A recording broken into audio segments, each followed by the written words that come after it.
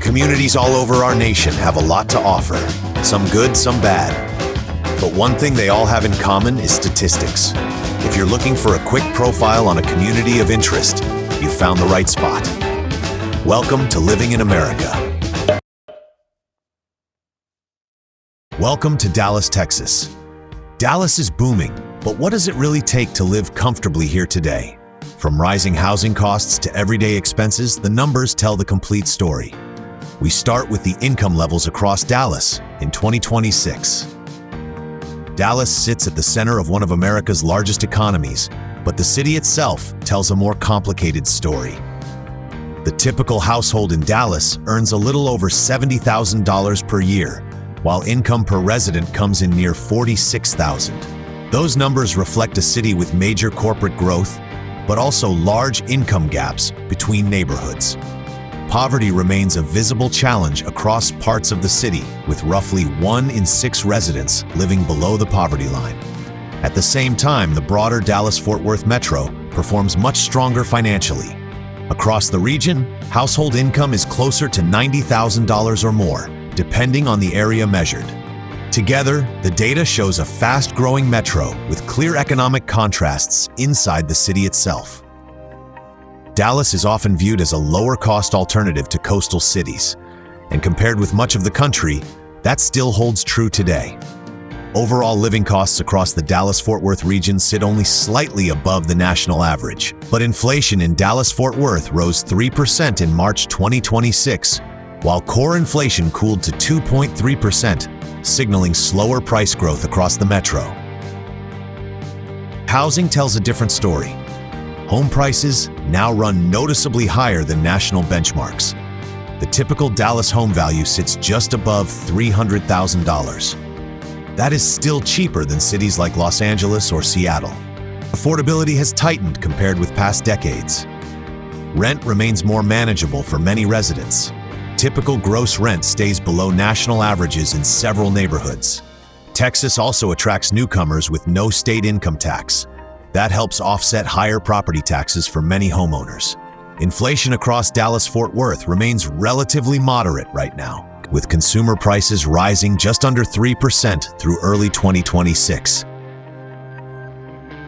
Dallas still deals with crime challenges, especially in some neighborhoods, but recent numbers suggest violent crime has been improving. Dallas police reported violent crime fell about 12% during 2025.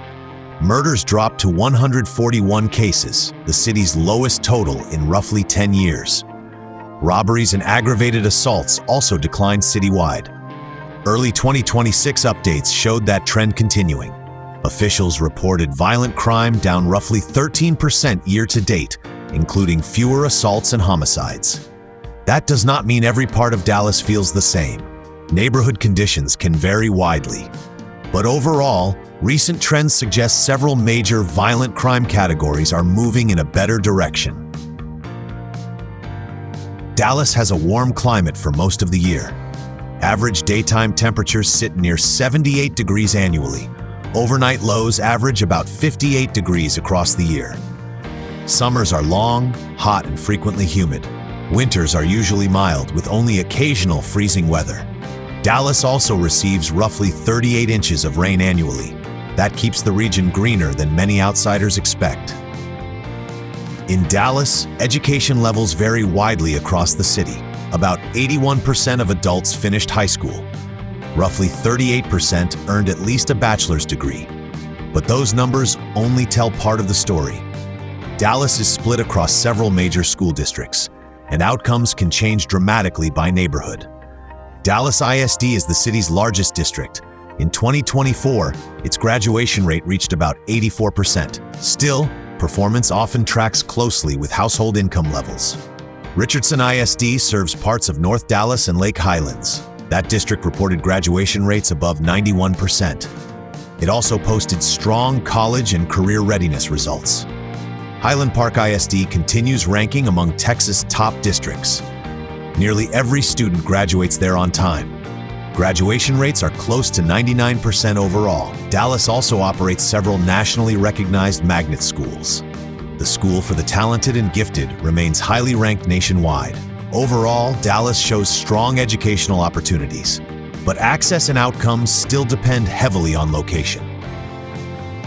Unemployment across the Dallas-Fort Worth area stayed relatively stable in early 2026. The regional jobless rate sat near 4% in February. That was slightly lower than the statewide Texas average.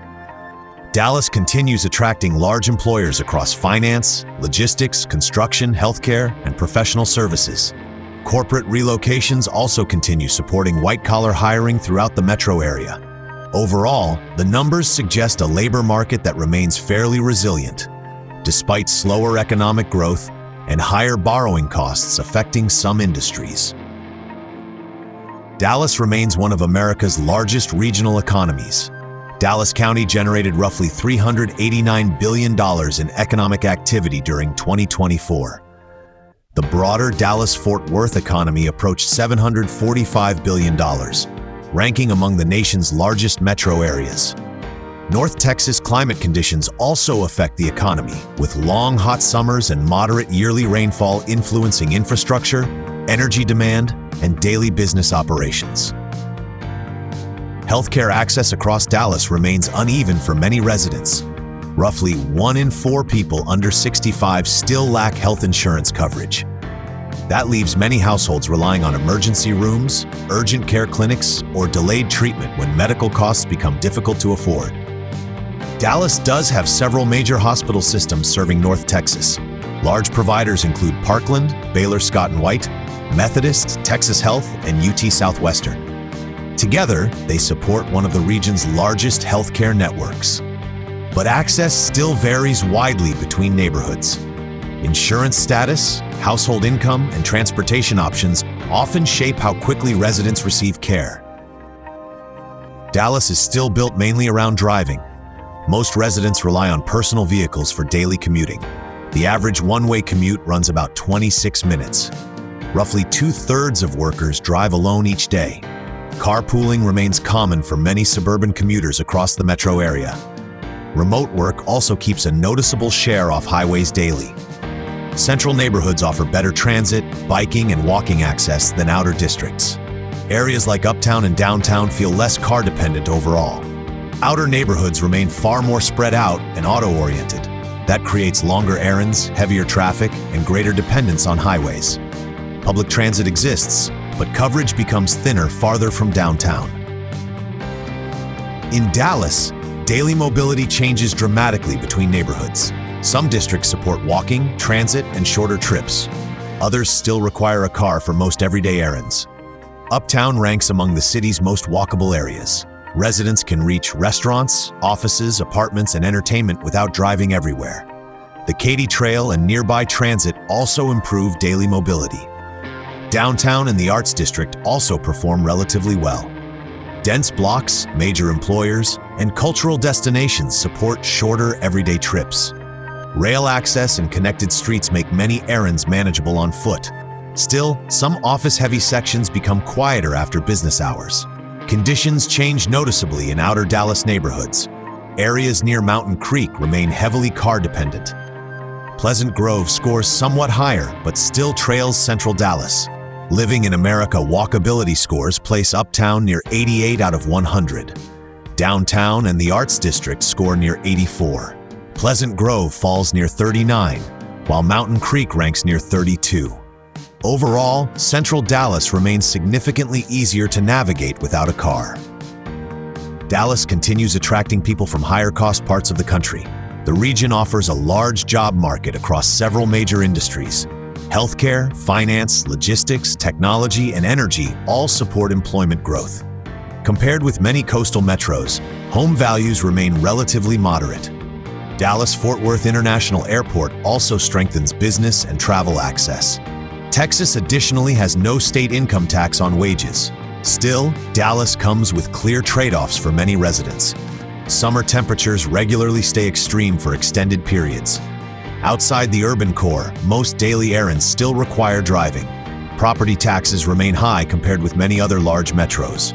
Income inequality also varies sharply between Dallas neighborhoods. Crime rates and public school quality can differ significantly across the city. Thanks for watching this focused look at Dallas, Texas.